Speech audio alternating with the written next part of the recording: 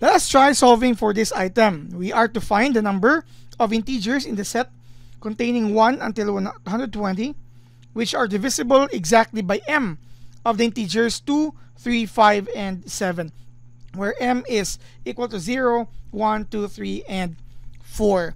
In that case, we're going to solve the independent e of m. For each, we have 0, 1, 2, 3, and 4. In order for us to do that, let's try to determine first the cardinality of each set. And let's also say, let A be the set of integers in, let's say, in S. We also say S is the set containing 1, 2, until 120. Okay, in S that are divisible by 2. Let's start by 2, and let's say B on the same but divisible by 3. C, pardon if I'm going to do it like this so that we will save time, by, sorry, not 4, by 5. And letter D, let's say divisible by 7. That's what is given here. So let's try to determine first the result for our cardinality of each individual. Let's say we're talking about, so that we can solve here, say for example, the omega of 1. This entails that we are just going to look for the number of elements that shares or that has exactly one property. That would mean the number of elements that satisfy A alone, B alone, C alone, and D alone. As for our omega of 2, we are going to talk about the number of elements that would that comprises or possess 2 of the characteristics here. For our omega of 3, so 3 of the characteristics. Omega of 4, because we have until 4, so 4 of the characteristics. And of course, we know that omega of 0 is, which talks about having none of these 4 properties. Okay, we can solve that later on using the idea of complement as soon as we are done with all of this now. Now let's talk about each individual results. Now let's start first with the cardinality of A.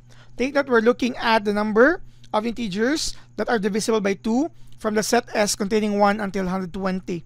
We were able to use this idea before, the floor function, to identify the number of items in our cardinality for the said divisibility. So we have here 60 for the cardinality of A, as it comprises 60 even integers from 1 to 120. Similarly, for our B, we are going to have the floor of 120 and 3. The floor function again allows us to pick the number or the maximum, the maximum integer that will comprise our divisibility here. That's actually 40. Just so happen that B and A, or both of the cardinalities of A and B, are exact. How about the cardinality of C? So we'll have here the floor function of 120 over 5, which will give us a result of 24, exact.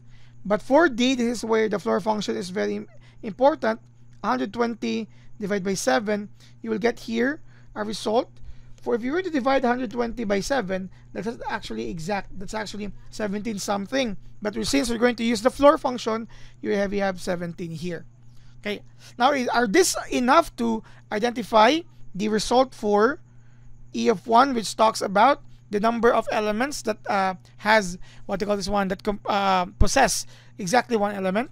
The answer is not, because some of the elements here are actually counted twice. Hence, we're going to solve for the omega of each, so that we could actually look for the specific amount of elements that comprises specific number of properties.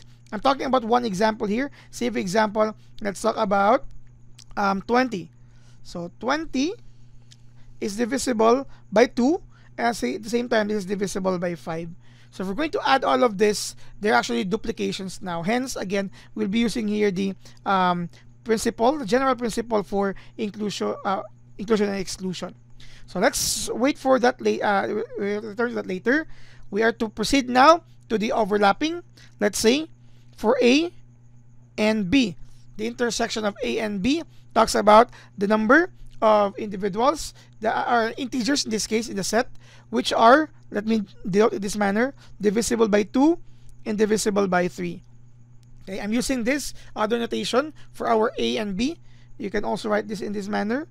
Sorry, I won't be using letter D here for the first. Let me use here another, let's say F, so that this will not be confused with the notation I'm using here. I am using D as divisibility, so that it is very easy to follow. That would mean, in this manner, we're just talking about the number of integers in the same set that are divisible by 6, because that's the least number that is both divisible by 2 and 3. Hence, by floor function, 120 divided by 6, you will get approximately, or exactly 20. Okay? This 20, if we're going to look at the previous results here, okay, as mentioned, we can just automatically add them because they are duplications. 20 of them were counted twice. Say, for example, as mentioned, let's say 6 is counted in A and B, because A is a set of integers that are divisible by 2, and B is for divisibility by 3. So 6 is divisible by both. The other would be 12. The other would be 18, and so on and so forth. And as mentioned, there are 20 of them. Okay, hopefully that's clear. Let's proceed to the next intersection. We have A intersection C. You will have here the intersection of divisibility by 2 and divisibility by 5. So in short, we're looking for the number of integers divisible by 10. So by floor function, 120 divided by 10, that's exactly equal to 12. Moving on, you have the intersection of A, and again we use F here instead of D. That's actually the number of in the intersection divisibility by 2 and divisibility by of 7. In short, divisible by 14. So if you're going to take the floor function of 120 divided by 14, this is not exact. You will have a floor function for that. You will actually 8, having 8. Next, let's try to talk about, okay, we have B intersection C. We will not be returning to B intersection A because commutativity for intersection is just the same, or it works. You have 3 and 4, 5. This is actually the divisibility by 15. So 120, you have 15. If you're going to divide that, that's exactly equal to 8. Moving on to the next pair, you have B intersection, I'm going to use F again. So that's divisibility by 3, intersection divisibility by 7. That's the divisibility of 21. So that's actually 120 a floor function of 120, divide by 21. And then you will have here 5. And finally, you will have here C intersection F. So we'll have here divisibility by 5, intersection divisibility by 7. So you have here 35. So the floor function of 120 and 35, you will just actually, the floor function is 3 point something, or the answer is 3 point something. According to the floor function, that's actually 3. So the next question, similar, are this, will all the sum of this will satisfy the idea for the E of 2 having the exactly 2 properties? Again, the answer is no. Okay, because there might be some of them that are counted multiple times as well. And will the difference of the sum of these previous results and this one would guarantee this? Again, not yet, because there are also some intersections with 3 of the sets there. That's the next item we're going to show for the groups of 3, A intersection B intersection C. So please follow the concept. 2, 3, and 5. That's 2 times 3 times 5, divisibility by 30. So the floor function of 120 over 30, you will get here exactly equal to 4. Next, you have A intersection B intersection F. You have divisibility by 2, divisibility by 3, and then divisibility, this is divisibility by 7. That's 2 times 3 is 6, times 7 is divisibility by 42. So the cardinality of that, the floor function of 120 over 42, you will get the approximate result or no, it's not approximate. The floor function will yield to 2. Next, you will have here A intersection C intersection F, right? A, C, F. Alright, that's correct. You have divisibility of 2, divisibility of 5, and divisibility of 7. Actually, that's divisibility by 70. So obviously, 120 divided by 70, there's only 1, according to floor function. And then lastly, for the groups of 3, you have B intersection C intersection F. That's divisibility by 2. Sorry, no longer 2.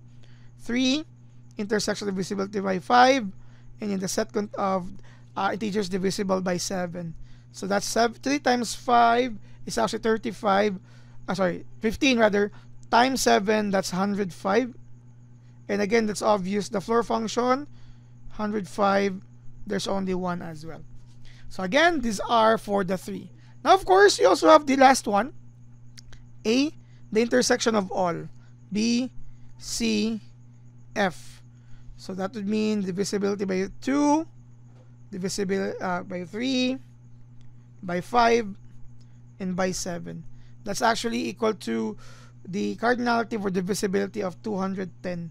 But since this is very large as compared to 120, okay, so that would mean automatically that's a 0. So there are no elements in the set of S containing integers 1 to 120, which comprises the what do you call this one? The 4 properties. Okay, so let's talk about now the specific results, because again, as mentioned, for this, the sum of these 4 doesn't necessarily give us the actual number of integers that share this what do you call this one, having processed one of those 4 characteristics, because some of them are counted more than once. So let me proceed to another page here to answer the item. Let's start with E of 1, exactly 1 element. That's actually according to our principle of let me write here the principle first so that we will be guided in the rest of the process. E of m is equal to the omega of m. You will have here minus m plus 1 m. You will have here the omega of m plus 1. You will have here plus m plus 2 m. And you will have here omega of m plus 2, then minus m plus 1 combination m, that's m plus 3, omega of m plus 3, and plus m plus 4 combination m, omega of m plus 4. Let's just simply stop here, okay? Because the first item we're going to show is the E of 1. That would mean we're talking about the omega of 1 minus 1 plus 1 taken 1, omega of 1 plus 1, plus 1 plus 2, combination 1, omega of, that's 1 plus 2, and then you have here minus 1 plus 3, combination 1, that's still m, right? And you have your omega of 1 plus 3. We will end up here, because you have here the omega of 4, for exactly 4 properties, and since we only have 4 properties here, that's already okay. So let's start with the omega of 1. Okay, how many are they? So simply count them, the summation of that. So you will have 60, 40, 24, and 17. Okay, 60, that's actually 60 plus 40 plus 24 plus 17. That's for the first group, minus your 2 combination 1. Let's just stick with that. And then we have here, I'm going to redo this, sorry for that. Let me simplify all the rest first, okay, so that we will be guided accordingly. This is actually omega of 1 plus, minus 2 combination 1, omega of 2, plus 3 combination 1, omega of 3, minus 4 combination 1, omega of 4. Okay, so that will be guided with that. Again, the first item here, if I remember it correctly, 60 plus 40 plus 24 plus 17. Then minus the group. Okay, so you have 2 combination 1 is actually 2 times omega of 2 Okay, omega of 2, those with two characteristics, 20, 12, 8, 8, 5, 3. Okay, we'll have here 20, 12, 8, 8, 5, 3. Then plus 3 combination 1 is actually equal to 3 times the omega of 3, the sum. Okay, the sum of this, because omega of 3 as illustrated in one of the videos, will be the sum. 4, 2, 1, 1. So you have here 4, 2, 1, 1. And you have here minus, that's again 4, omega of 4. We only have 0, right? Okay, already identified as 0. Okay, simplifying that, let's try to use calculators here. I'm gonna use mine. 60 plus 40 plus 24 plus 17. I have here a result equal to 141. Then 20 plus 12 plus 8 plus 8 plus 5 plus 3, 56 times 2. I'm automatically multiplying that, so 112. Then plus 4 plus 2 plus 1 plus 1, that's actually 8 times 3, that's 24. And of course minus 0. How many are these? 141 minus 112 plus 24 will get a result of 53. So that's for E of 1. In short, when we add all of this, given us 141 as mentioned earlier, not all of that are actually having one characteristic, okay, or possess one characteristic. Some of them possess 2 or more. That's why they are not counted. Hence, out of 141, actually 53 are having exactly one characteristic. Now let's proceed to E of 2, because the task here is to identify all. So we haven't identified 0. Let's talk about it later, because it's actually the other way around. We get none of the properties, so we will be working on what do you call this one, complement for that. So E of 2, so we'll have, according to the formula, you have omega of 2 minus 2 plus 1 combination 2 omega of 2 plus 1, then plus you have 2 plus 2 combination 2 and omega of 2 plus 2. We'll end up here because that's actually omega of 4. We don't need the remaining formula. So omega of 2, already have the sum here. Yeah, these were the omega of 2, right? Okay, that's actually equal to 156. If I had it correctly earlier, 56. You can try also in your own. 20 plus 12 plus 8 plus 8 plus 5 plus 3, that's 56. Minus 3 combination 2.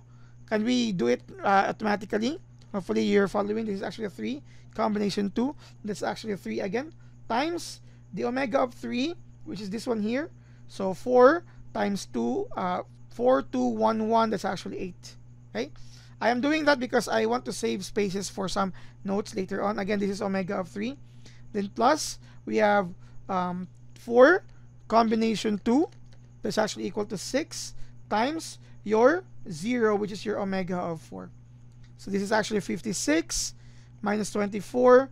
Of course, that's plus 0. So 56 minus 24. So we will get a result of 32. This is for the E of 2. In short, these are the number of elements in the same set having exactly 2 properties. Not the sum of this, because they are having also multiples there, but this specifically. Now let's proceed to E of 3. Okay, so we have the omega of 3 minus 3 plus 1 combination 3 omega of 3 plus 1, which will give us omega of 4. So we stop there. Okay, so we have omega of 3. Actually, omega of 3 was all of this. That's 8, right? 8 minus, you have here, of course, we know this omega of 4 being 0, but let's just simply try 4 combination 3. That's 4 times omega of 4, which is 0. So basically, E of 3 is 8. So only 8 share 3, exactly 3 of the properties, whether it's divisible by 2, 3, 5, or 7, 3 out of those. Now, how about E of 4? Of course, it is just equal to omega of 4, which is equal to 0 automatically. Okay? So that's already good for that. We started with the longer one, and slowly by slowly, we had all of this. Now, let's talk about E of 0, because it's also what is asked here. Take note, E of 0 stands for how many elements, okay, having none of the properties of the properties. So it's not divisible by 2, not divisible by 3, not divisible by 5, and not divisible by 7. How do we solve that? Okay? In short, we just simply need to look at the omega of 0, which is given as the what do you call this one? The cardinality of S, which is 120. That's our n. And we remove all of those because we are sure, we are guaranteed that this 53 and 32 here, none of them overlap. Because for 53, for number of elements possessing exactly one property, for 32, they are the number of the elements possesses exactly 2. So none of them will overlap. So simply subtract all of them from 120. CE of 0 is equal to 120 minus 53, those with exactly 1, minus 32, those with exactly 2, minus 8, those with exactly 3. You can even add minus 0 here just for the illustration for those exactly with 4. So E of 0 is actually equal to the result 120 minus 53 minus 32 and minus 8. You will get here 27 out of those 120 elements in set S. We denoted set S earlier, which having none of those properties. It's the other way around. So this is also another illustration for our generalized principle of inclusion and exclusion, where we have these kinds of situations where we try to solve all of them. Thank you very much for watching.